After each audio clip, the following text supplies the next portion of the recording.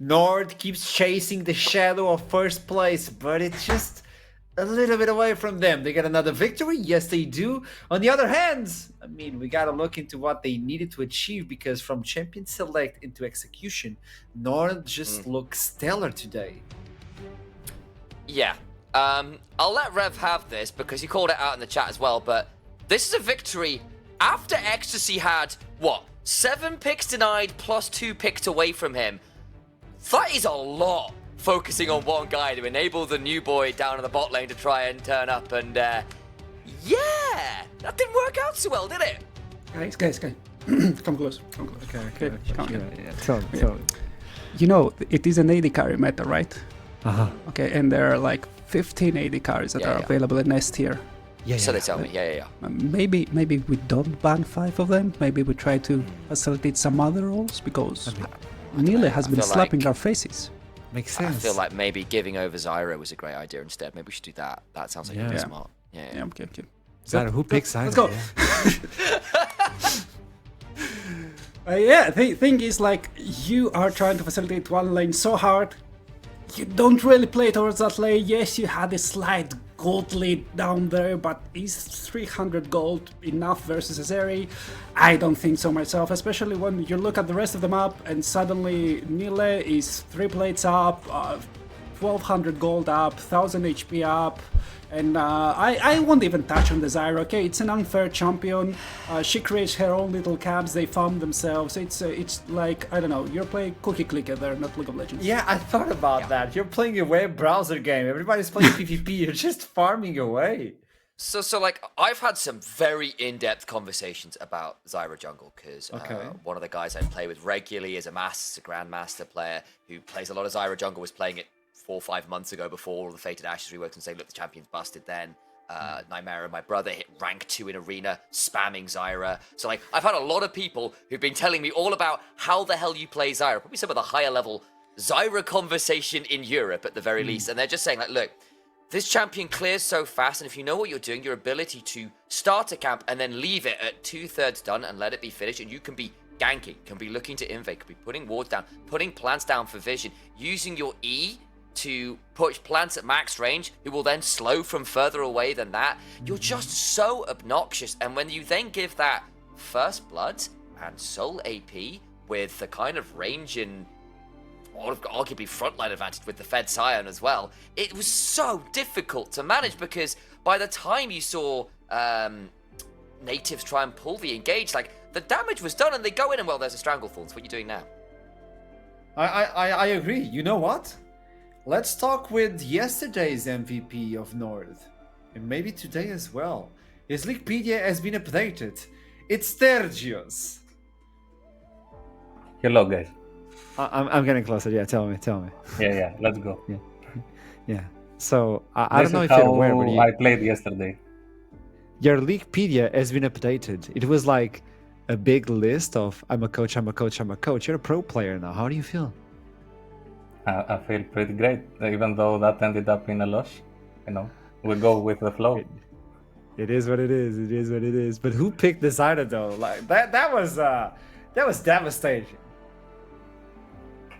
I mean, we were thinking that we give Zyra a try because it's a global thing right now. As I told you, if you remember in the past, we are scouting generally to see what's being played. Yep. And Alex put in the work. So we were thinking, if they leave it open, but we didn't think that they will leave it open. It's right there on his OPGG, you can see, like, he plays Zyra like 10 games. He played Zyra 10 games yesterday. So you think like it's the preparation could have been better, specifically for this case? From the enemies, for sure. Yeah. Okay. Yeah. Now, looking into the standings, it seems like Nord is chasing a shadow. Obviously, like, everything is really, really close. You're getting really close to first place, and I'm taking a peek. You guys will be fighting versus DMG next week. What can you expect from that matchup? I need some spice. Give me some spice. I mean, even for this week, we had a plan to just replying to Veteran from yesterday. I heard the question on the broadcast. We had a plan to play with Memento, but we registered late. So that's why this happened yesterday. We are generally aiming to win versus everyone. Like we are finding our identity, what we can do, what we cannot do. So you can expect a clash for sure. The losses that we have thus far are, our own mistake. So we prefer to keep moving. You brought up identity, and you're finding your identity still. So if you can give me like, hey, I just stole your ID. What's the identity I see on Nord's ID? Don't give me the social number, just the identity. Yeah. No. Yeah. We like to be really fast and really skirmish heavy. This is what I can tell you for now. We want to be. We want blood on the rift. I realized because it was a 27, 28 minute game, and it looked like it was a 40-minute game. It was action-packed non-stop. Like you guys never took the pedal.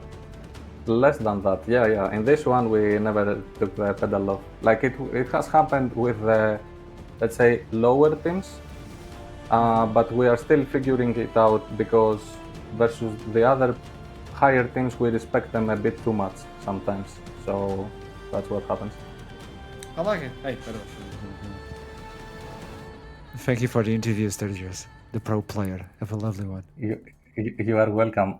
Give my greetings to the Rev, by the way, from Greece.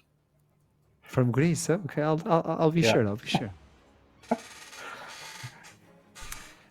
Hey, Rev. Yeah. Greetings from Greece, by the way. I mean, from now on, I will only be addressed to as the Rev.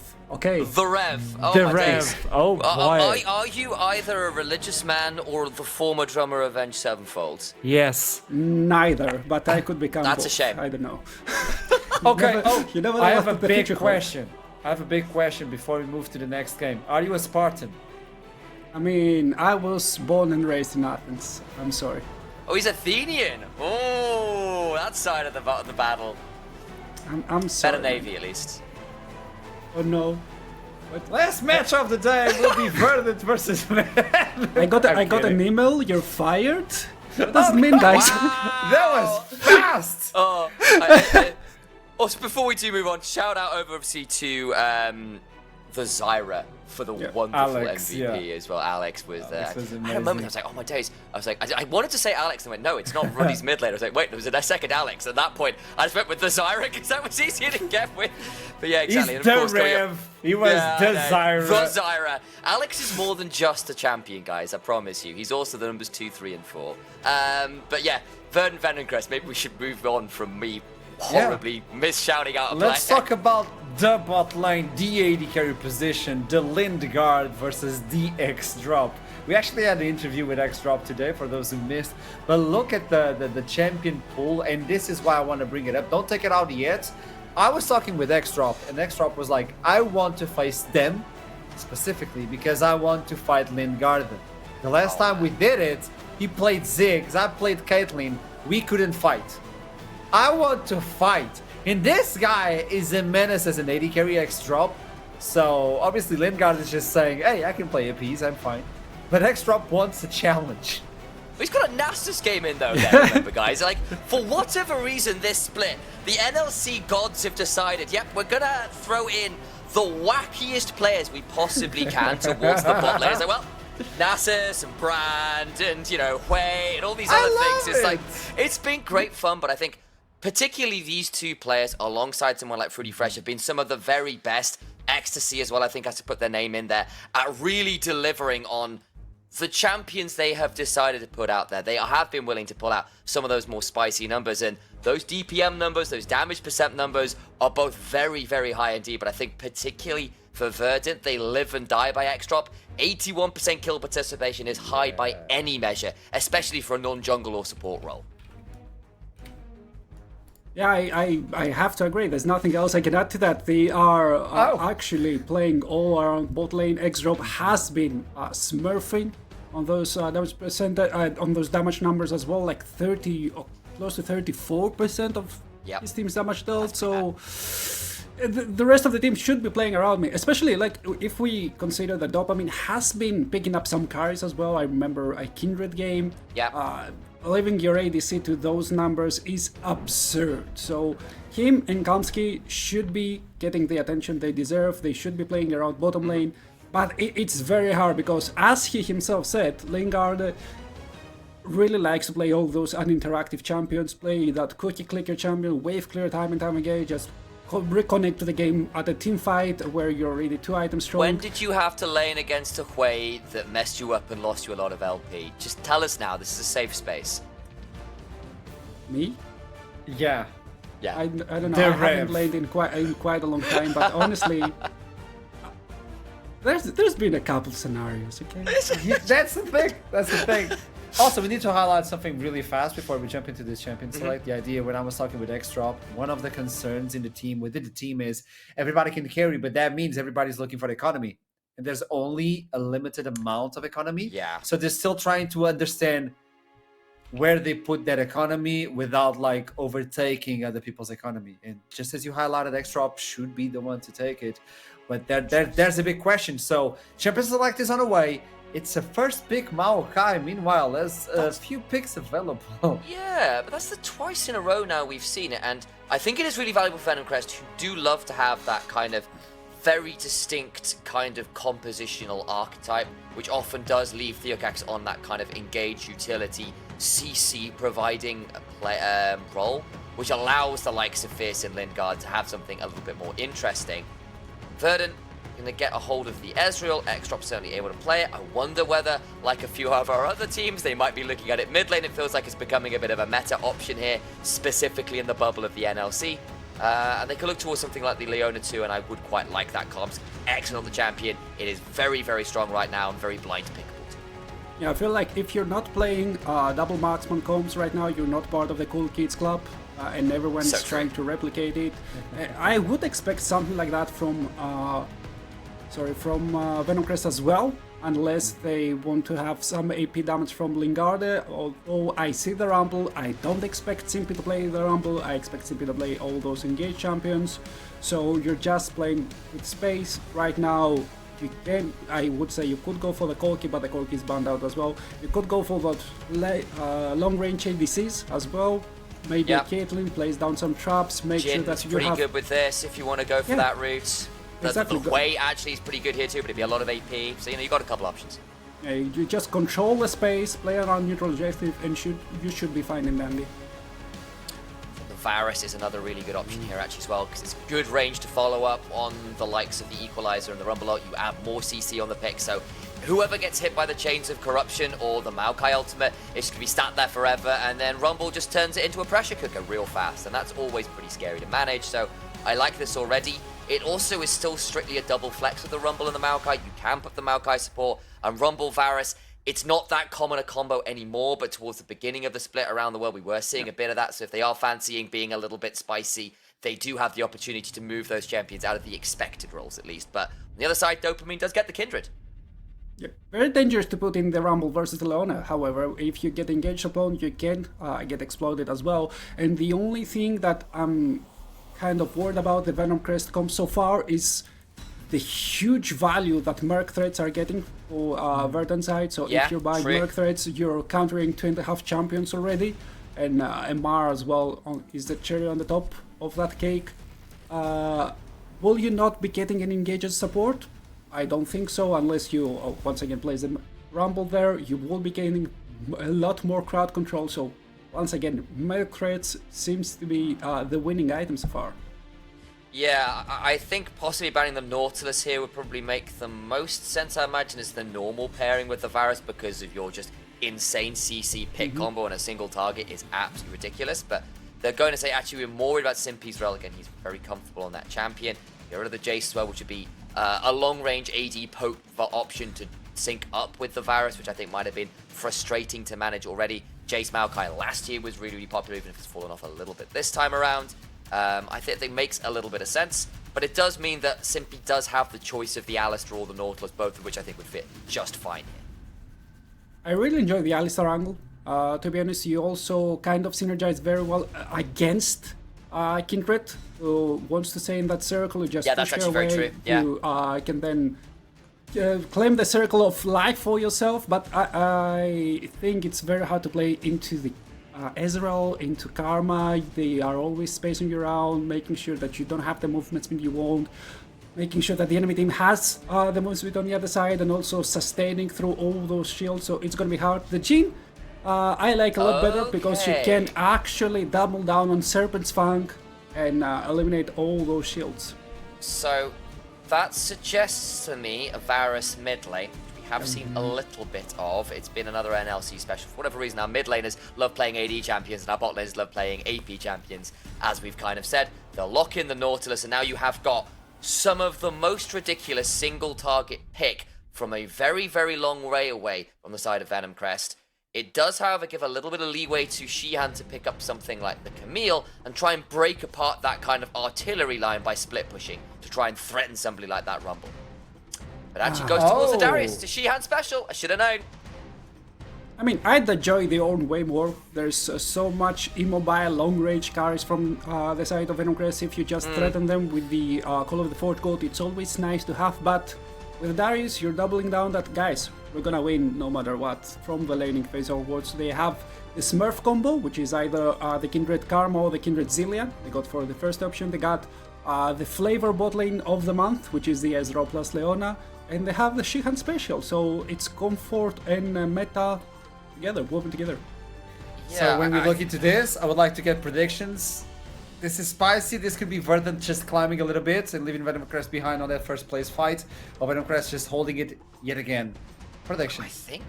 I think I prefer Venom Crest comp. They've got so much pick and so much range, and the only consistent engage I'm looking at from the side of Verdant is the Leona. Darius is going to have to get through 2 screens worth of like CC and just the ability to stand that far back to get involved, and Karma speed ups can only do so much. I think they're going to have to rely quite a lot on snowballing lanes and trying to get the Karma shove to enable the Kindred invades. If that doesn't happen, I do worry a little bit about their ability to manage getting to the key members. Yeah, I'm gonna put on my best veteran impression here and say League of Legends is a children's game in the end of the day, and whoever has the most range usually tends to win, and Venom Crest has stacked a lot of range, so it's their game to win. Seems like the snake takes the predictions coming in from the desk, but tossing it to the casters in an easy way with no ill intention. Let's toss it to Rujud in middle. I hate both of you. Wow! I love you both. What? Well, I heard Rev. Yeah, I heard Rev. But that was nice. Yeah. That was nice. Ashram has gone very neutral. We have just the entire end of the chaotic alignment, which is really nice. No, initializes my up now. I'm saying it, bro. Like, okay. Like if I see you on the come round street, these ends. like I'm sending for you specifically. On site? Potentially on site. Not talking about Counter-Strike, obviously.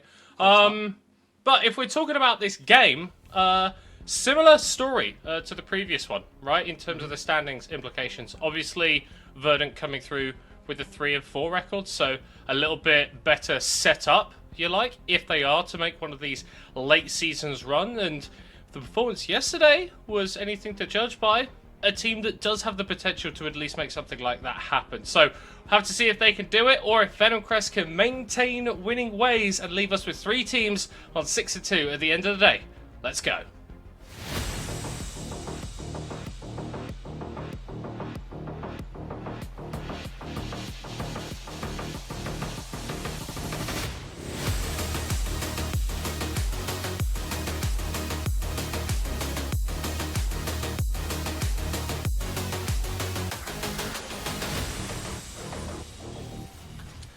Let's go one more time onto Summoner's Rift for Venom Crest versus Verdant. Venom Crest get the win. They tie up with Ruddy and DMG on 6 wins with a 3-way tie for first. That's very NLC. Verdant, though, searching for every W they can get to keep their hopes at playoffs alive. Alright, Middle Cup. Barring any strenuous level 1 shenanigans, which honestly have been known to happen, Theocast probably going to try and ward this. It depends how long Verdant stick around in this brush. This is very reminiscent of how a team last week got a lead versus Ruddy. However, the bot lane is based, and now the game of chicken, unfortunately, not won by Verdant, and it doesn't look like Venomcrest are going to particularly know either. An Electro Harpoon, however, throws me off. I want to keep our eyes on this top lane. I'm sort of aligned with Initialize on this one. I do think this is going to be a very difficult Darius game, but I'm equally aware of the nameplate being on, and that being Shihan's Darius. Oh, absolutely. And I think Shihan has had a little bit of inconsistencies in his performances. We look at the game up against Lightside where he was against Elijah. He had a wonderful free setup on the Darius. He all-ins, dies under tower and loses a bunch for it. But then we look over to yesterday up against Blue Whites and he just completely smurfed with the Jax in the side lane. And I was actually having a little bit of a conversation with one of the coaches for Verdant in Hush, and he was talking about how Shihan is a really exceptional player, but he's still only got sort of one split of real competitive experience. He's very, very raw in the way that he plays. So quite oftentimes he'll get himself in these good positions and it'll be silly mistakes that end up losing him these strong positions, end up turning them into losing ones. But if we can see him eliminate that from his game, then could be a strong option for on his famous Darius. And that's what you want. You would much rather have a player with a really high skill ceiling that you just need to sort of polish off the edges a little bit, like a diamond in the rough almost, versus somebody who you already know what you're going to get and that there's not a lot more that you can get from. So Shihan definitely a player, a prospect to be excited by in the NLC. Getting his one trick, his OTP almost in the Darius, definitely a champion he is known for. Certainly going to be an exciting watch as well. That topside CS already looking very good. 19 for 19 from the first wave. Gets to go back to base, find himself a free recall. So far in the laning phase looking exceptional. And this is kind of where Darius needs to thrive. You need to be getting yourself an advantage. Going for the no magic mantle here. Very aggressive. Doesn't want the damage. And I think Rumble is a champion that can cause a few issues in extended plays. And you look at a Maokai in the jungle, a lot of magic coming out from that position, and Darius is kind of the quintessential 1v2 champion, and so if you're not getting burned down by all that damage, maybe that's an angle that you can play for if you get ganked. Yeah, early Hex Drinker, early Merc Treads. I think that this top matchup becomes significantly easier. Lenny, you can see, has opted for the Ignite as well, so these top lane summoner spells and top lane recall timings actually become a lot more important. As such, you can see the junglers already making their ventures up to the top side very early on as Dopamine spots out, you know. Yeah, and the thing about the Kindred, very aggressive potential in a lot of these early stages, especially when you're playing up against a champion like Maokai. Obviously, he's got that gap closer available to him, but there's so much mobility on the Kindred that oftentimes it just doesn't seem to matter. We're going to have both junglers meeting each other in the top lane. Shihan already popping the ghost, getting ignited, getting burst down! Oh no, Shihan! Falls for first blood and Dopamine's dropping as well. It's a disaster for Verdant. It's absolutely fantastic for Venomcrest in the top lane. There's that Ignite, baby. No healing coming through from the Noxian Guillotine. And Lenny able to find a kill for both he and his jungler. Will crash this wave under the turret as well. And the insane attack speed steroid from an overheating Rumble just cannot be compared with from the early game of Darius. And I didn't think that was going to be the case, Middlecourt. I will level with you. But Lenny, more power to him, knows exactly the limits of his champion. Yeah, and it's great to see that from him. I think that Lenny, as a player, excited and amazed when he came into the league last split. He's been a little bit more subdued in terms of his performances, but aggressive plays like that, being this incredibly skilled top laner, is exactly what we want to see from him, exactly why he was retained by Venomcrest coming into summer. Obviously, they've built up incredible pieces on this roster. We're talking about the likes of Lingard, who's been great. Fierce as well has had some exceptional performances, and we may see the former get a little bit of something here in the bottom lane as Drop falls to 30% HP, the Ezreal under pressure. And I'll be fair to Drop right there. Somehow Karmsky turned into a Teemo hitbox and that hook fully weaved around the Leona, but nevertheless, getting hit by it, getting taken low. Worth mentioning as well, Barrier and Cleanse, our two combat summoner spells of choice for the marksman, as Drop going to have a little bit more safety with regard to damage, but Lingard, should he get caught by any CC, going to be able to cleanse out, get himself to safety, and with the Swifty boots, the anticipated boot of choice for the Jhin. Locking down this guy later on going to be exceptionally difficult. I see very little hard CC on the Verdant roster, save for Ileona, because Karma's not landing a W on a Jhin without taking all of her health. And that is it for your hard CC. Maybe Shihan with a flash apprehend. But again, consistency in being able to find that is low. And that's sort of one of the issues that I think the Desk did really well looking at this Verdant composition, is you kind of just are relying on the fact that you can go forward with a lot of your damage. Obviously, we're talking about the reach that Leona can have with her ultimate, and then speed ups from the Karma, the Ezreal, and the Kindred sort of positioning forward if they can, with Darius going through. If you're in a position where you can't just run at the enemy team, where you need to find a specific pick in order to engineer a teamfight victory for yourselves, it's not looking likely. But when I look at Venom Crest, this is pretty much stock standard team fight. Press the buttons, good things happen. Shihan, without the level 6, is just going to be able to tick over to it now. Gets knocked onto the equalizer. Doesn't get the guillotine onto Theocax, and it is a second kill going into the hands of Lenny. And again, there's no TP for these top laners, so all of these deaths, all of that experience getting lost underneath the turret is going to stick. A massive lead for Lenny in the individual matchup on the top side, facilitated by Theo and his ganks on the top lane. Great link-up play from the two French members of Venom Crest. Très bien, I believe is what they would say in the LFL. Yeah, very good.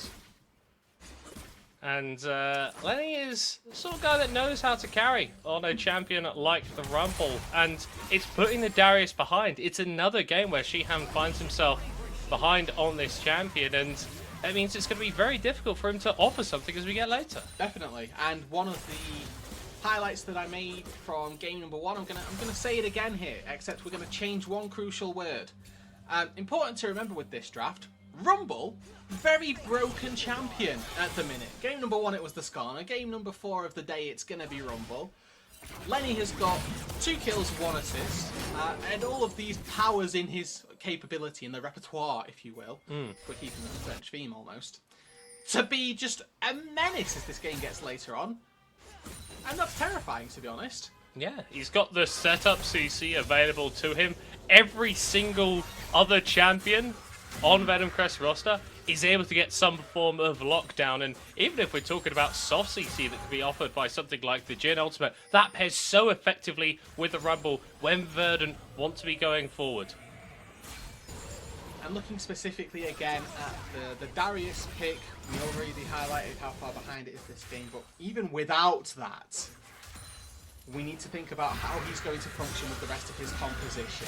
You're looking at potential dive partners, potential people that can go into that front line and absorb some of the DPS, absorb some of the damage with him.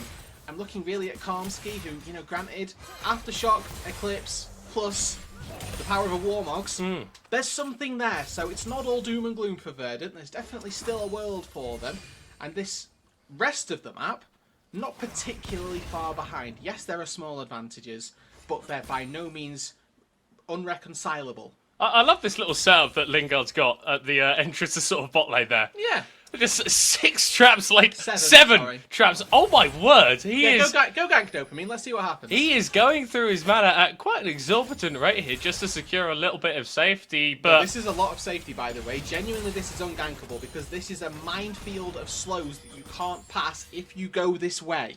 yeah, Dopamine, though, might not be going that way. Actually looking for a little bit of aggressive action onto the enemy jungler. And I think kind of flipping the script from what we've seen from the Maokai so far today against these junglers that do want to be farming a lot, Theocax has actually been able to get on map, he's been able to get stuff done, and importantly, he's been able to keep up in the CS department against the Kindred, who is going to be scaling into that late game threat. Yeah, personally, it's almost saddening how well Theocax has farmed, because really I would have loved to see this Maokai that we've seen from other players where they just really look for those ganks and heavily focused on that. Okay, big damage going to come through. you just can't walk through it. No, that's how you can't gank the Jhin. Lingard is using these Lotuses very well. Another couple going to go down, and unfortunately now they've Yeah, his Nautilus is currently top lane, so No, I don't know that that's the he's case. not got anyone that's going to be able to help him out here. But again, this feels very much like the style of Lingard that we've seen from him throughout his career. He's an incredibly safe player. He's incredibly consistent. And whilst you've got other members of this Venom Crest organisation, I'm looking at Fierce in particular, that in terms of the way that they play can be a bit explosive in that regard. Lingard does the job, does it very, very well. Almost reminds me of someone like Jinjo last split. I think Jinjo probably a higher level player, but he was also very, very consistent in the way he plays, often going under the radar with how well he was performing. A silky smath, if you will. Oh, yes. That's a much better example, actually. Yeah, you know, it's just what I do. I mean, at the end of the day, right, we're praising Lingard for this power to be a weak side player, and it's enabling Venom Crest. Granted, the top side was flourishing without Lingard having to sacrifice a couple of minions under the turret, and Lenny has continued to push that advantage. Now 30 CS up in his top matchup, 2 levels over Shihan as well. Any chance a wave crashes, Shihan has to be fearful for this exact thing happening. Here comes the Maokai once again, getting the slow with the Bramble Splash straight onto the Equalizer. Flash away, and the Ghost Pop by Shihan escaping with his life for the time being. So that's 2 ultimates from Venom Crest, but in exchange they get the turret and they get 2 summoner spells from Shihan. An absolutely worthwhile trade. Now we'll get to see what Lenny does with his time, because he's now very, very unlocked on the map, doesn't have the obligations of going to a top lane turret. If Verdant can get this Drake in, it's a big reprieve for them, because this would feel like Lenny's natural transition out onto the map to try and secure this Drake for Venom Crest. However, Dopamine picking this one up now means that Lenny's movement onto the map can be somewhat stifled. Yeah, and of course, obviously, going for the Ignite means that he isn't going to have that teleport, so he does need to be very cognizant of how far he's able to push his wave and when he needs to move for these objectives, because whilst the Darius is very, very far behind and is going to struggle to impact this game, he can still hit onto a tower if you're not there, right? And I think that's something that Venom Crest needs to be aware of. Here, Cax looking to set up a play in the bottom side potentially, although is going to be spotted on that ward. The answer to my question, what would Lenny do with this lead? He pivoted out towards the Drake and definitely struggled, but Fierce immediately caught out and pops the Chain of Corruption to keep Dopamine in place. Carrying on though. Lenny wanted to go down to that bot side to stop the Drake, however he'd pushed an extra wave, which was the mistake he'd made if they wanted to try and stop that Drake. Would have needed space get out on time, as now Karmsky looking for another fight. Going to be connecting here onto Theocax, and the Maokai is oh so squishy, flashes away. We get hit by the final auto, 13.5 minutes in, Verdant on the board. Goes on to the Kraken Slayer Kindred as well. If we're looking for hyper carries this game, look no further than the Kindred. Your Ezreal, much more caster oriented, not somebody we would typically associate with that hyper carry style of AD carry.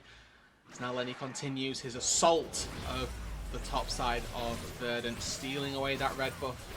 Looking potentially towards this Rift Herald as soon as his jungler is back up and ready. And again, just this 2-level lead. It's not going anywhere anytime soon. As long as Lenny keeps on catching waves and is farming at even an even pace, it's going to keep ahead of Shihan quite significantly. Yeah, I mean, we've got the Leandries and a few bits and bobs compared to just bits and bobs on the side of Shihan. Not even bobs, yeah, honestly. Just bits. Literally. The sum total of effective combat power for Shihan presently, we're looking at about 2k, a little bit over maybe. Not a lot. A little bit of an invade situation going down from Dopamine here, trying to steal away these Raptors, and will do so successfully. Not really set up in the best position to be the carry. Yes, he's got that first kill for Verdant, but only 2 marks unlocked so far for the Kindred, and you need to be stacking those. You need to not be jumping forward. Lingard actually going to be taking a fair chunk of damage. Dopamine popping the ult very late, just about able to stay alive, but Venom Crest are converging. Simpy going to be maintained intact before he's taken down by X-Drop, and Verdant getting a 2-for-1 in the enemy jungle. I think we found the way Verdant are going to win this game. It is ignore Lenny at all costs. Wherever the Rumble shows on the map, we will go elsewhere. Fighting in the bot side jungle like that. Very clever. Dopamine actually more than willing to jump forward there. Looked like that final hawk was going to be one step too far, but knows that with his ulti he can actually buy enough time to get a trade kill. 2 for 1 in favor of Verdant. However, Venomcrest used Lenny. More than happy to sacrifice one wave on top side to secure an entire turret in the mid lane. Just extending that map advantage even further. And this is what you need to be doing as a top laner that gets a lead. You can't just stay in your lane, because every time that you kill Shihan in this top lane, he's worth less and less gold, and you can get less and less for it. That tier 2 is probably the only realistic proposition that you could go for before you start being massively overextended on the map. So it's good awareness from Lenny and for the rest of Venomcrest to go, hey, we've got this massive power point, we can start moving it around the map and getting even more with it. Okay, I was looking at that second item for Lenny. It's not going to be finished off just yet, but Shihan's still yet to finish the first, so the discrepancy is of 3,000 gold so early on into the game. Definitely very scary, but if we look at the gold for the entire game, that's actually all of Venomcrest's lead. So where Verdant have been looking to make plays on the rest of the map, they're actually coming out even if not ahead on those trades. Looking at X-Drop in particular, has that nearly 1,000 gold lead, is working towards that Mana Moon, and will be able to finish that up in swift time. Won't be up in time for this dragon, and I think that's when we're really going to see Lenny unlocked on the map. If I'm Verdant and Lenny shows up at the bot side, we are leaving immediately. Presently, he is still top lane, so if Venomcrest want to take this fight, they're going to need to call the Rumble down now. Yeah, 30 seconds until that dragon spawns in. I think we're starting to see Lenny move, although he's actually maneuvering up into River, looking for a bit of a fight up against Shihan, who is playing chicken. Kind of locked in place. It's actually on the move up. They're going to run past the tower. Yes, the Rumble shows now Verdant should be looking for the fight. They see Rumble on the top side. They're trying to take a 4v4. If they want the fight and to take this Drake, now is their time to do it. Yeah, starting to slowly move into the river, but with the amount of time that that's taken, Lenny is halfway to mid lane already, and Shihan is still in the top side. Now Verdant are going to pull the trigger. Now they're going to be looking for the engagement, but the Rumble is on the way. First kill of the fight secured onto Theocax. Second kill of the fight, taking out Simpy. The shots fall from the curtain call, and the piercing arrow finishes off Calm Sky. Still a very winning fight for Verdant, though, down in numbers and coming out on top in the fight. 2 for 1, they only lose their support. Kills going on all the right targets, as well as the double marksman come online. Now they're looking for the Drake as well. This is risky, though. That gold lead is all here to play.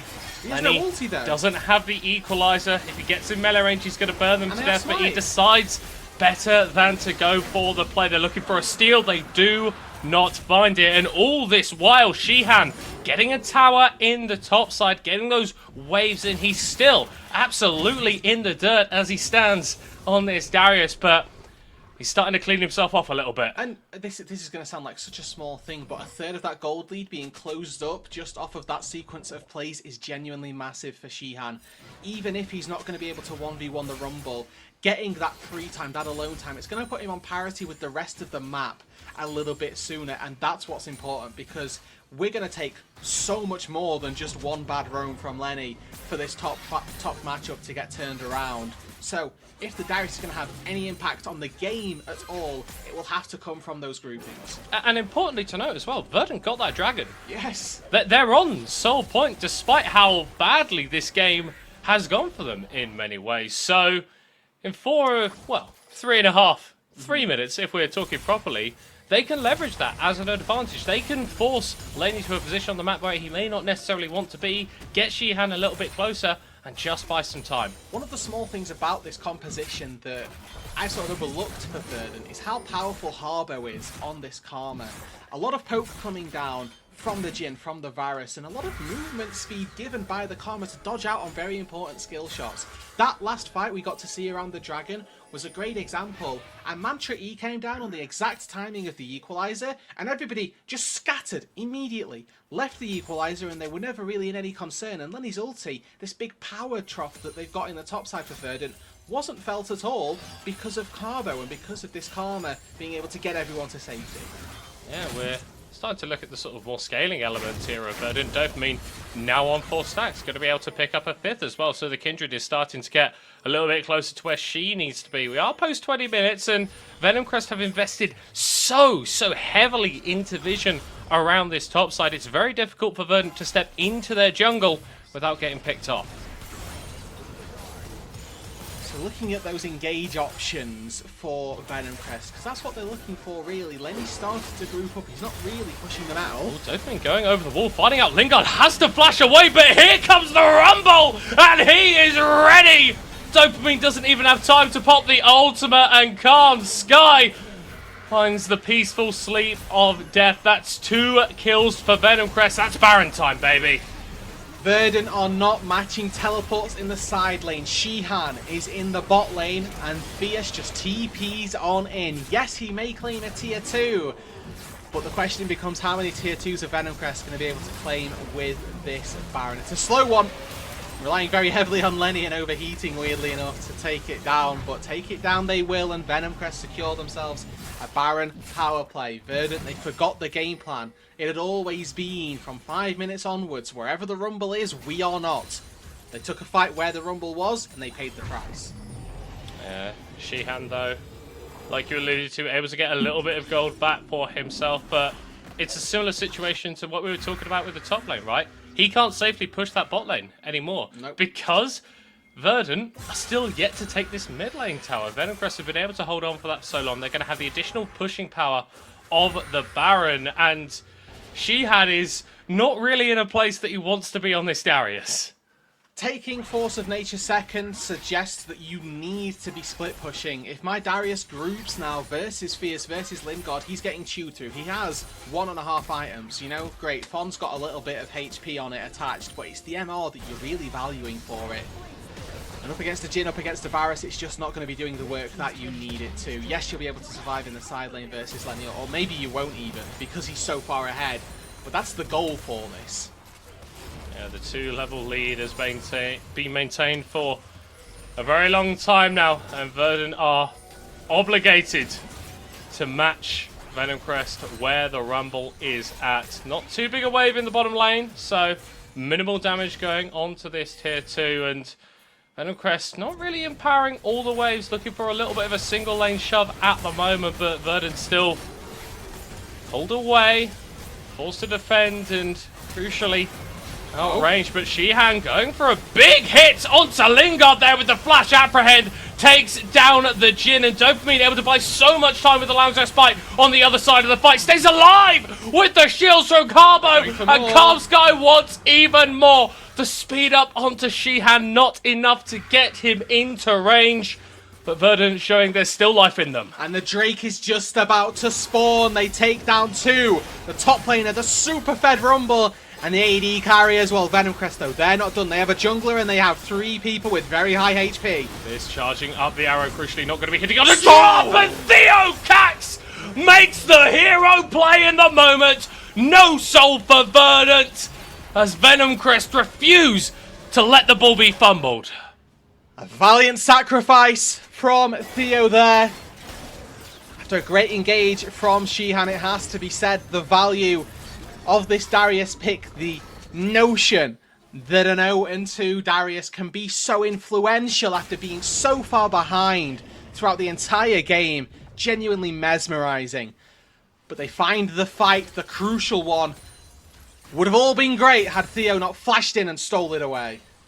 And so many times over the years we have seen Verdant win games off of the back of objective steals, be that a dragon, be that a Baron, but the coin flips, emphatically lands on tails for them this time around. Still, only 2,000 gold behind, still in a very strong position.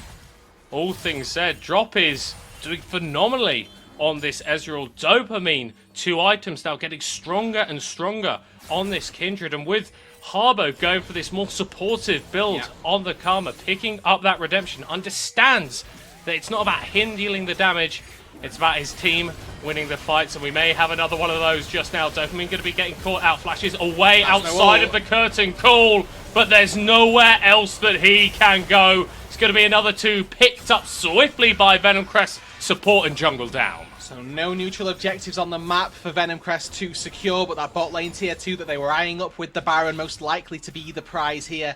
A couple quick kills picked up for Venom Crest, nicely done.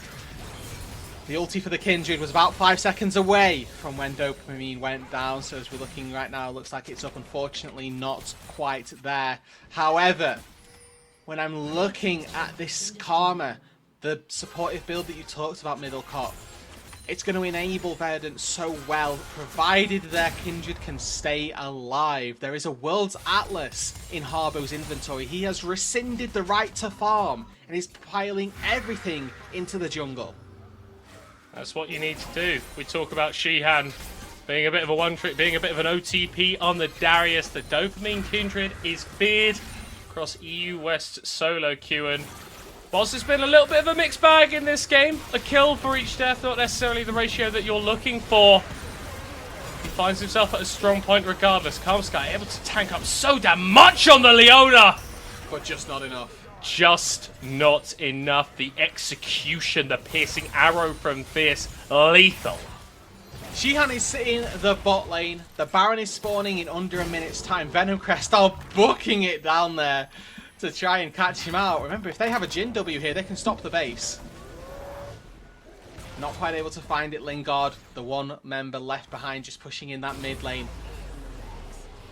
Baron spawning relatively soon. Venomcrest not particularly set up for this right now. However, if we take a look at the top side jungle for Verdant, Lingering Vision still there. A couple of wards past the red buff. The pink ward's just over the wall of the pit as well. So enough vision around there for them to be able to take a fair amount of control once they've finished off these resets. And with the Baron, of course, being the be-all and end-all prize for the time being, teams have got about 90 seconds before the soul starts to spawn. Dopamine going over the wall onto Simpy. The Aftershock gonna keep the Nautilus alive. There goes the Equalizer, and not really followed up on too strongly by the rest of Venomcrest. Those are some big cooldowns that Verdant just blew. If we look at the ultis across the flip side, only the Solar Flare, typically a relatively short cooldown. Now the 1v1 returns. Oh, Shihan, are you having fun? I No, don't think the no, answer's he's not. yes, buddy. Ghosts apprehend. The redemption going to come through here. Stacking up the passive onto Lenny. But it just doesn't seem to matter. Drops the Noxie and Guillotine. Pops the Q, and the Zonya's the bane of Lenny. As both top laners fall to each other. That's a big win for Verdant, though. Look at the gold disparity between the two top laners and then tell me who you think should be winning. A full item advantage for Lenny, and Verdant able to come out with a 1-4-1. Granted, there's a little bit of Karma assistance there, but the fact that Lenny not able to win that so convincingly, a testament to how powerful Shihan is and how well he knows his champion. And Venomcrest not looking as confident as one would expect, perhaps, from a 5-2 team. Teleport into the mid lane. Verdant looking to contest here. Dragon going to be spawning soon. Theocac's going to be the initial engager. Dopamine popping the ultimate to stay alive. Still gets rooted though by the Chains of Corruption. Stays alive once again because of the Karma! Oh my word, the Verdant health bars are blinking, but they are still here. Harbo flashing away from the final shots that would have ended his life, but Verdant win the fight and they start up the Dragon. Jungler's dead, Middlecott. They've got a smite. They've got a can-do power in their sights. The soul is theirs. All of a sudden, Verdant, they have a win con. Victory from the jaws of defeat has already been the result of one Verdant game this split up against Nord. They were down to a single inhib tower, a single inhib, and found a miracle at the death. The situation not as dire, but circumstances nonetheless against them. They hold on in this game, and they find themselves a chance of coming back into it. This whole day, Middlecott, we've been talking about the implication of standings and how the schedule for today really led us to, we're going to see a separation or we're going to see everybody re-close back up. DMG answered the call, Ruddy answered the call, they won their games. Venomcrest, the final ones left with arguably the hardest game of them all. They're struggling here, 11-11. Baron started and Venomcrest need to peel away. Get onto Karmsky, but the Leona is not the target that you need to be locking down. Goes into the backline, but Lingard has already gotten a kill for himself. Venomcrest are kiting this one out, and Fierce is in a 1v3 situation, but drop will make him fall! Shihan buying so much time on the other side. The Ezreal goes over the wall, gets hit with a hook, but doesn't give a damn! Verdant find the fighters. Venomcrest start the Baron. And the green team on the red side claim the purple worm. Mountain Soul plus a Karma means that this is easy days for Verdant. They find yet another fight and another instance of Shihan being a menace in the backline. 4 people on him for 1. For the first time in 30 minutes, the gold at the top of your screen reads positive for a lead in favour of Verdant. After the situation they found themselves in top lane, the way this started out, Shihan being put in the mud. This game could easily have been called as over, but off the back of Dopamine with the damage, off the back of the support from Harbo, the engages of Calm Sky, the sheer mechanical prowess of Drop, and Shihan's refusal to lose, Verdant find themselves in the advantage. With a mid-tier 1 middle cop that is on its last legs, Venom Crest, you would like to think are going to have to concede this one. Verdant have all the momentum. They have all the stake in this game at the minute. All the cards are in their hands, with the Baron at their backs, with the Mountain Soul as well. A hook going wide there for Simpy maybe is actually a saving grace for him. And a game which has been defined by these wide map states, movements across Summoner's Rift has been reduced to fundamentally Go mid. Go mid and push. Looking for it again as Colsky's going into the backline. True Shot Barrage coming on from the long side. Dopamine with another ultimate to keep his team alive. And here comes Shihan ghosting forward. The axe comes down and cuts down Theocax. But with another fight, they get the tower. Dopamine will fall in the end. It's Venom Crest who come out with the numbers advantage. The random sapling takes down Dopamine, and the Andrews is actually enough to take the Kindred down. It's a 1 fight overall for Venom Crest. Taking a look at your timers as well, the Baron was about to run out. But it just about means that Venom Crest lose 2 turrets in the mid lane. And that is all. Shihan not able to go off in the way that he needs to on this Darius to secure a full-on wipe. Yes, he found 1 execute. It was on a target who had more than gathered enough distance from the rest of their team, and fortunately for Venom Crest, still very much in this game. Keep your eye on Lingard, reaching 4 items now on the Jhin. 100% crit chance with the Yuntal. And 100 seconds separate us from the Elder Dragon. Well and truly the game ender, the buff that when you secure it, your team becomes so empowered that no one can stand against you. Lingard getting a little bit poked out there. Fierce having to collect this mid wave away from the middle section of mid lane, and this gives Verdant access into the river, able to secure a scant amount of vision. There's been 2 players who haven't died for anybody so far this game, and one of them who is having the performance of a lifetime. Drop on this Ezreal has been phenomenal. The team's so far behind through the early stages of this game, but he individually has been ahead of his laning opponent the entire time. In these team fights, consistently keeping himself alive and using that limit that we talked about from a previous Ezreal game, playing on the very edge of what is capable of this champion. Doing so consistently throughout the entire game. Not one slip, not one falter, not one issue so far. Shihan for Verdant pushing in the top wave. He's going to need to join the rest of his team soon, you'd have to feel.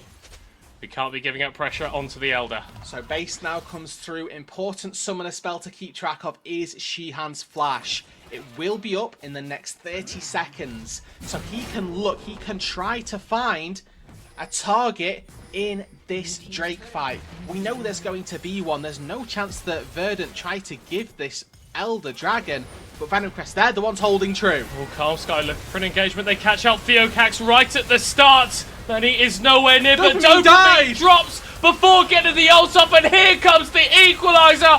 Oh no! What a calamity! Verdant pull themselves back into contention, but Venom Crest rip away all hope. They do not care for this Elder middle cut. We are 35 minutes into the game with 3 people dead. Catch a wave Go end this game. Drop, you have got the mammoth of all tasks here. He's not going to have the help from Shihan as Fierce has based to push away Great him. buffer. Drop flashes away from the root coming out from the Jhin. It's good damage down, but it's a 1v4 now. A Herculean task, and even he was unable to do them. The hook connects, and there is just nothing you can do. Here comes the Darius, put so far behind. Calm Sky is joining him, and Verdant are actually still in this game. Lenny is overheated. He's going to get cut down, and the guillotine does not drop in time for Verdant. Dopamine is back, though. It's not over. It's not over. Fierce is hitting onto the Nexus Tower. He's going to be able to take that one down, but the respawns come through just in time. How on earth are Verdant still in this game? And never did Venomcrest take the Elder Dragon. Now their jungler's dead. Now they're the ones with 3 people down. And only Shihan and Drop are away from Verdant. Dopamine, slinking his way through the jungle, has to turn to this Elder immediately. 40 seconds on Fierce, 20 seconds on Lenny. The Elder will fall, and somehow, Middlecott, it'll fall for Verdant. Twice in the same game, Verdant find a huge fight to secure them a dragon which changes the game. The Mountain Soul kept the minute, it kept it competitive, but Venomcrest fought back. They win the fight. They say, we don't need the Elder Dragon to win this game. Well, they were wrong. Wiped out in the base, and now Verdant breathing down their necks.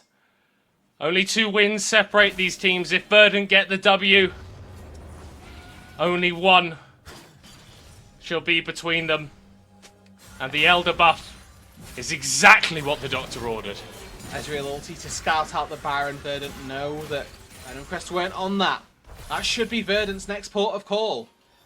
Everybody get out of the base, head toward that Baron. That's yours for the taking, with the Elder in your back pocket. You win every single fight. If they'd been even remotely close beforehand, fights just become so one-sided at this point. Shihan posting up in the mid lane, the rest of the squad on a pink ward, on full vision. They won't care, they'll go for this. Simpy in the base, there's your face checker already gone. Verdant, they take 2, that's the Elder, that's the Baron. Typically a lethal duo, but with an open Nexus Middlecott, anything's possible. Does this game have another twist in its tail? I don't even know which way we're turning at the minute. A twist would suggest that I knew who was the favourite right now. Absolute insanity. Absolute insanity. We're converging on 40 minutes. I'm not going to lie, Rudude. I think we're going to get there. Verdant don't look like they're going to be able to force anything with this Elder anytime soon. And whilst the Baron buff is great for empowering those waves, not quite as impactful when it comes to the 5v5s. There's always this element of caution for Verdant now. With that opened inhibitor, what if we leave one wave too many? What if Fierce can find a TP and all of a sudden find a way into our Nexus? They need that inhibitor to respawn to feel truly comfortable as an equalizer to clear out a wave. It's going to do exactly that. It's bought them the time. The Elder will wear off before the time that next wave crashes, and that's a good enough start for Venomcrest. They've held off the Elder. Their base still intact. The question becomes, can they hold off the Baron with the same effectiveness? And we've talked about what this game means for Verdant. For Venomcrest, it's about keeping themselves at the top of the table. It's the engage coming through from Karlsky, but he doesn't find the backline. Dopamine hitting onto the front here. Simpy goes down. The inhib will fall following his demise. And Verdant have got no reason to back off now. Remember, no equalizer for Lenny. He used it for wave clear. We're hitting onto the towers. Karlsky getting into the back line, fighting up against the Rumble. He's going to be dropping down in the end. Drop goes backwards, and the Nexus is exposed. Verdant do it again. From defeat, victory. Win number 4. From nothing, from just the most unwinnable position, to be completely honest with you. Verdant find a win. Venomcrest had, again, all the time in the world, all the decisions to be made, and unfortunately they just fumbled when it mattered the most. They decided a little bit on going to the Elder, they decided a little bit on trying to end the game. That split second, the two minds that they were in between, was the difference between being able to hit the Nexus and then getting caught by the respawns from Verdant. Drop, with a mammoth performance when he was defending, put out so much damage before the rest of the team came on back. And yes, he fell. Yes, he went down, and so did Shihan. But they did enough to keep them in the game. And what a huge win for Verdant. It's one of those teams that was at the top of the table, now in second place. 4-4, playoffs. Not just a hope, not just a maybe. Absolutely something that this organisation, that this roster can achieve. What a game. We'll see you after the break.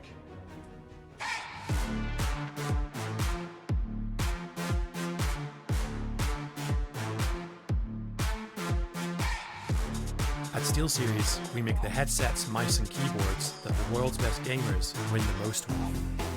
And we've been doing it since way back.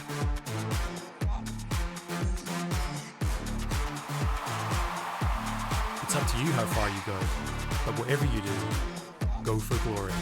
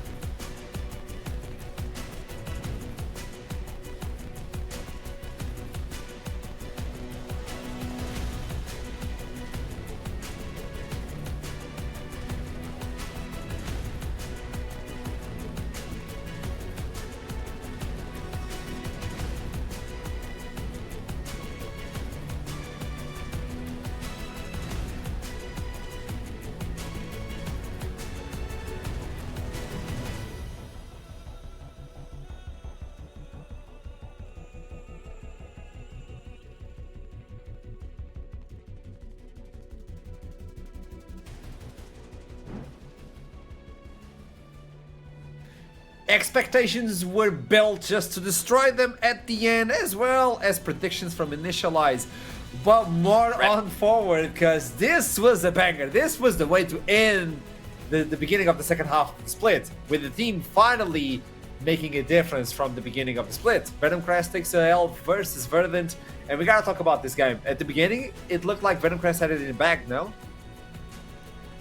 Yeah, I think they did, especially after the top lane 2v2 went so in favor of that Rumble. It was a 3,000 gold lead, nearly straight out of the doors. The Maokai was at Leandry's incredibly early. It was all looking really good, and then mid-game started rolling around, and some fumbled dragon setups got very difficult to manage, bluntly, and Verdant got the Soul. They get the Kindred a number of marks, the Shihan gets back into the game, and that's without talking about X-Drop, who was absolutely monstrous on the Ezreal. I mean, all I'm saying is if you're raising a Golden Ghost in your top side, and that Golden Ghost doesn't have a rapid movement spell, like a teleportation technique available, you don't go to the Golden Egg Market without that Golden Goose. And that happened time and time again for Venom Crest, so Verdant was there, they've been raising a couple Golden Gooses, and oh my god, X-Drop was not missing on any skill shot ever in his life. I swear to god, his accuracy was 98% or something. It was watching Tony Cross passing accuracy. Always me, always hit. I'm so happy we got the interview of him released today, specifically because he brought this match up. He was like, I really want to face Venom Crest. I want to face the bot lane. He didn't get that idea where you could just go one versus one because it was a Jhin, so you can farm from afar. But I 100% agree with you, Rev. The way he played with the Ezreal was just out of this world. And we got to highlight, yet again, X-Drop. We're still waiting for the interviews. Don't worry about it. We'll have them. But initialize with this in mind. Verdant takes a step closer to the middle of the pack. But Venom Crest, there are some holes in the armor. Yeah, I mean, this was an odd game because there were moments where it was like, that was really well done. But you could see there was some issues, and it was the least clean from ahead. I think we've seen them all split. They've normally been very, very confident and consistent from ahead. The big play I'd like to call out on that one is when they got that big team fight and then dithered around the Elder Dragon. They weren't sure they were going to do Elder try and end the game. In fact, Lingard starts off the Elder and then they pull away from it. And as a result, actually, that 5-6 seconds they spent there probably cost them the play towards the end of the game. They get both Nexus turrets, but can't do anything more. Fierce ends up taking Tower Echo. It's very chaotic. It's not what you like to see, and I think add in some slightly odd build choices. We weren't quite sure about the, I always forget the name of it. It's this Blood Spear one that gives you burn on crit. It's a weird name. It's the bad item. I barely see it, that's why. But it's like, I think that probably should have been a Lord Dominic's earlier on, and then maybe into something like a Rapid Fire Cannon to double down on the range. We were looking at a lack of anti-heal and Oblivion Orb in the Maokai build would have been really helpful, especially because the Karma built towards the Redemption, which messed up Releni in the 1v1 because the Ignite got timed out, and then Darius got to heal through stuff. Like, lots of little things there from Venom Crest meant that they didn't leverage the leads they had cleanly. And then even then, there were a few other issues. You go in a very tight game, you wonder whether that could have made a difference. That could have been it for Venom Crest. Well, they lose that run towards the first place that everybody has been talking about today. It seems like only two teams of the big three we talked at the beginning of the day will remain indisputed on that position, but allows a better fight for the middle pack now. This is good. This is good news for Verdant. We start seeing some light on these teams that kept saying on interviews, we're going to make it. And finally, they're making it. When you look into the end of the day and the way the games went across, how do you actually summarize this? Well, honestly, I think like today chaos is an every game for most of the teams. So who can capitalize on that chaos better, or at least capitalize on being behind in terms of gold, in terms of stats, and then creating that chaos for the enemy team, because that's also a skill to have. If you're behind, being able to muddy the waters is always a very valuable skill to have, so that the enemy team feels unsafe, does not continue with their proper plays forward, and stumbles and falls. That's what Verdant did this game, and they did it perfectly. Even if they were losing fights, they were gaining something in the side lane. If they were winning fights, they were making sure that the enemy team could not capitalize on anything further for themselves, like trade a fight for a turret or trade a fight for a neutral objective. And I think that ruination would be my word of the day, because you're That's ruining a big choice. the enemy plans. Viego approves. I think I'd also flip that around and go, there's a real skill set to being able to utilize the leads you do have, even if the rest of your team is struggling. And X-Drop, for me, did an absolutely Herculean effort from the position the team was in. Had the individual lead, but we were worried about the range discrepancy, the lack of easy access to engage. Really, it was the Leona or bust, and Karmsky was often flying into the backline to die before he can get towards the Lamb's Respite, but X-Drop on that Ezreal just didn't need the engage. Because basically what he would do is he just hit every Q, and it doesn't matter then that you don't need engage if you're just doing the damage anyway, because he was the guy with the range, and he really made it count. He died one time, and even then he sold his life dearly. A hero, yeah. To help save the end of the game. That was the play. He's the MVP at the end of the game. Obviously, we are highlighting him specifically because of that as well. Look at this kill participation, 90%, 90% kill participation. We talked about it before the game. His kill participation is ridiculous, and he just proved it yet again. And that last push, that should be game, by the way. Initialize, you were talking, that should have been game. He was landing not only the Q, the Mystic Shot, but also the W on the Rumble to negate that wave push that they had. Like, it was so crucial on every single play, but also so surgical on what he wanted to do. Like, I want to do this, and I'm moving that towards that. On the interview, we talked about it. Sometimes we have more voices than we should, and also economy-wise, we already debated it. But if X-Drop is capable of doing stuff like this, I don't know. This could be a dark horse team. I mean, how can X-Drop lose if he keeps on winning? That's all I'm gonna say. I mean, there is a kind of phenomenon in esports and sports in general where certain people just have that ability to drag games over the line by just raw ability. Existing, and, and I think X-Drop, with a bit of help, let's not take it away, Harbo in particular, went full utility karma after building the Malignants, even got a second support item later on to the game that we were raising our eyebrows about. But you get that, and then you have someone's like, okay, here is the platform, deliver. And you do have players who can do that, and that is a really good sign for Verdant. They have got a player of the caliber of X-Drop who, even when games are looking dicey, can help drag it back from the depths like that. And obviously, people like Dopamine as well were adding into the damage on the Kindred, but was a lot trickier for that Kindred to stay alive before the R button got pressed. I just got news that we have the interview ready, so let's toss into it and talk with the interviewer. It seems like we have a change of plan. Okay, welcome to the show. Hello. How's your heart? Tell me how's your heart. Nearly not pumping. Like, it was a really close game, man. Run me through the emotions that went through your mind through this game, because top lane Darius. Yeah. Didn't work out, did it? No, so I think when the first gank happened and it didn't really succeed for us because of the counter gank, I was really nervous after that. I thought oh damn, this is a really rough start.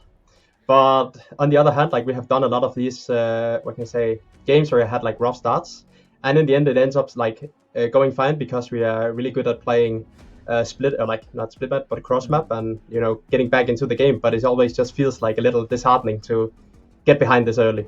Yeah.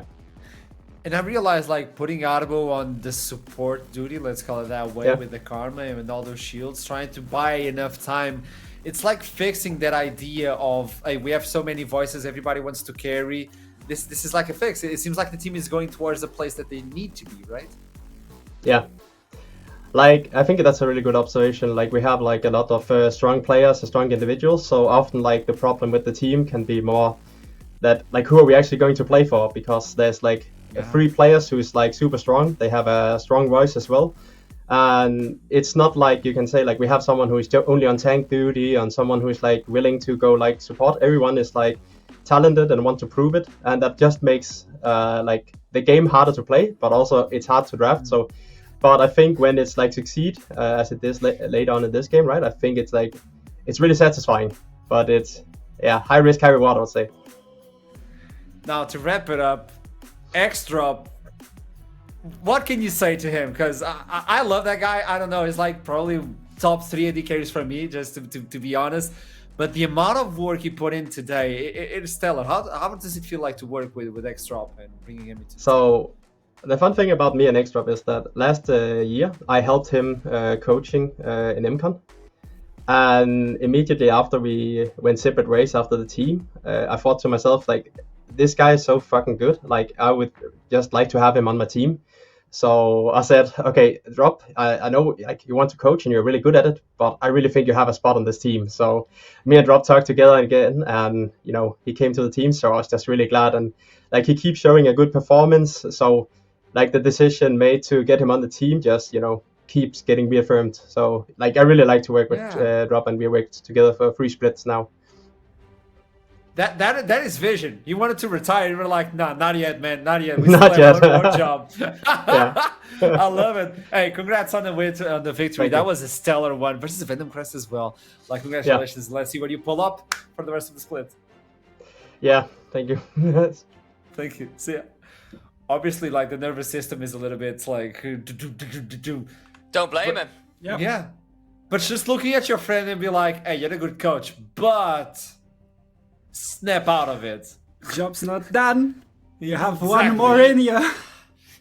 I mean, the thing is, it's not just one more. It's a one of that caliber is exactly what you want to see. And again, Verdant's score this split hasn't been that consistent. But I think within that, X-Drop has by far been the most consistent member. I think we have seen time and time again this guy put out really, really good performances, really, really good numbers. And this is just another example of the guy delivering when the team needs him to. And yeah, he delivered a knockout blow. Let's be real. Well, with that in mind, let's understand how we finished the day. The first one of the second half of the split. DMG and Ruddy in first place. And then Venom Crest and Nord are tied up for the third one. LLS now looking at Verdant in the eyes with a 40-40. And Native still looking for the third one. Blue Whites, I'm going to be honest. I really enjoyed what I saw today versus Ruddy. I have some hopes for the future. I don't know if you agree with me, but if you don't, build up a team and show me what you can do back home, because you can join on Twitter and sign up for the Fantasy League of NLC. I don't know what other leagues you're watching, by the way. Are you betraying on us? But I don't know what other leagues you're watching, but do they have a Fantasy League with Steel Cities as sponsor? I don't know. I'm actually asking. But regardless of that, do your best and just show up for NLC. And for you folks at the desk, show me your predictions. Oh boy. No! Duckling? No! Oh no! I mean, it's all fun and games until you lose to Duckling, right? That's gotta sting. And I'm losing to Duckling for once. You gotta stay here. You gotta accept this. Gosh. I don't want to admit that that's a thing. In fact, can we just scrub the last 30 seconds from the broadcast production? Because I don't like this. I'm not really comfortable allowing Duckling anything nice. I mean, oh boy. he has Show me grown the into a standings. Just magnificent show me the Dagoba, right? standings. He's probably last. No, just show me the standings. No, we have Fox drop. Yeah, I forgot about that. Hey, we're still up. Let's go. Look at that. That's what I'm talking about. It. Oh, initialize. Hell yes. Hey mate, what's up? Look at this. We're all positive. Yeah. We're all positive. Well, This you is know, beautiful. guys, sometimes you've just got to understand that League of Legends is a children's game, you know? Well, I gotta say something. But you need before the we're mind done. of a genius to get points like that, right? Let's go! I'm I gonna add understand. this clip is going to be used in about a week's time when I bungle it and it's all going wrong. But until then, we enjoy this moment. Yeah, savor it. But you know what? I would like to say congratulations to Duckling for having a perfect day. But do you have a Verdant shirt with actually your name on it? I might actually. With the Portuguese flag as well. With the damn. Portuguese flag with That's your a name on flex. it. That's I a mean- flex. I'm just saying Duckling. Wait. I mean Duckling. I Oh, man. mean, There you go. come on, get on our level. There you go. Now, with that in mind, let's see what we have for the next week. It's also interesting.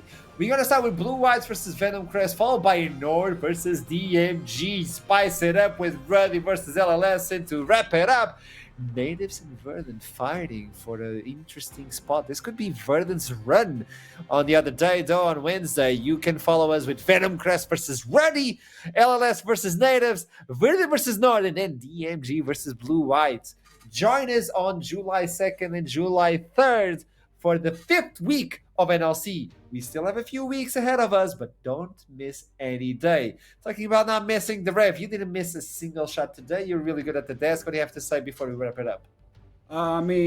Please don't get me back to my cage. Please, guys, please. The water quality is horrible. The food they're giving me just scraps. Please let me back Too here. late. You know I just received 60 eggs, and you gotta get one for dinner, by the way. Initialize. Wow.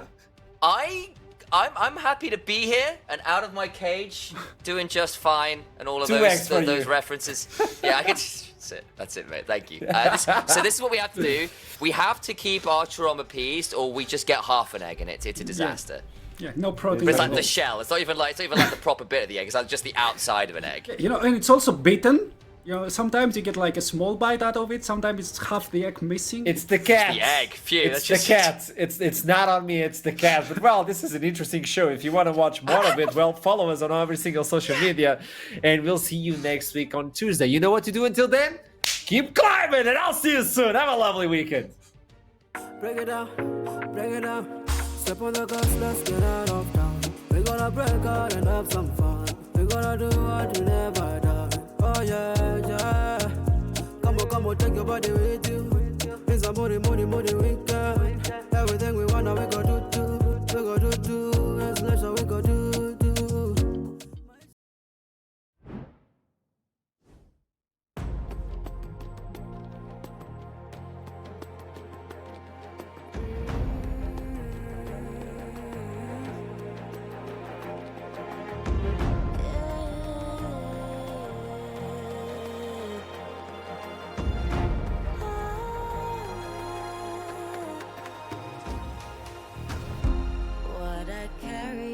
Shoulders, we're showing stories told. Watch the fire burn away the cold.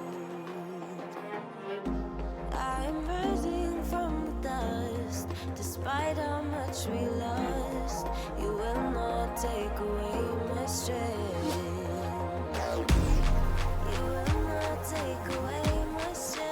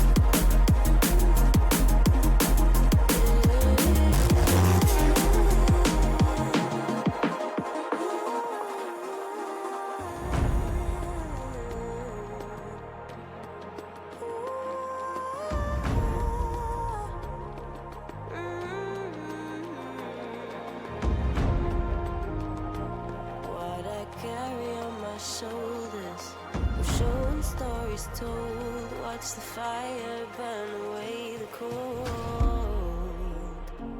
I am rising from the dust. Despite how much we lost, you will not take away my strength.